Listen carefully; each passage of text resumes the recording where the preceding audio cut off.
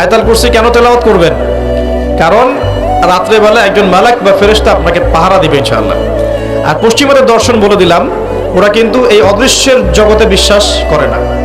এই কারণে আমরা যারা অদৃশ্যের জগতে বিশ্বাস করি, আমাদেরকে এইসব সাম্প্রদায়িক শব্দ দিয়ে তারা সারা বিশ্বের বুকে আন্ডারএস্টিমেট করার চেষ্টা করেছে। এগুলো ধরতে হবে। এগুলা সামনে আসেন। এখন কুরসির পরে কি আছে? এই কুরসির উপরে আছে একটা মহাসাগর। কি আছে? মহাসাগর। নাসা কি বলেছে এখন পর্যন্ত? এই জন্য আমরা কেউ বিশ্বাস করি না। কালকেই যদি দেখবেন নাসা বলে দেয় হ্যাঁ একটা মহাসাগরের সন্ধান পাওয়া গেছে, পৃথিবী থেকে লক্ষ কোটি আলোকবর্ষ দূরে, নাম দিয়ে দিল যে পয়েন্ট FM0000mm2, একটা নাম দিয়ে দিল। ওরা তো এরকম নাম দেয় আর কি, তাই না? বাস তখন কিন্তু দেখবেন সারা বিশ্বের মানুষ চোখ বন্ধ করে বিশ্বাস করবে কি না?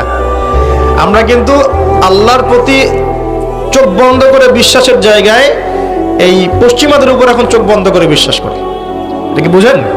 এটা কিন্তু শিরক হচ্ছে, এটাও শিরক হচ্ছে। তো একটা কথা মিস করে গেছি, ইব্রাহিম আলাইহিস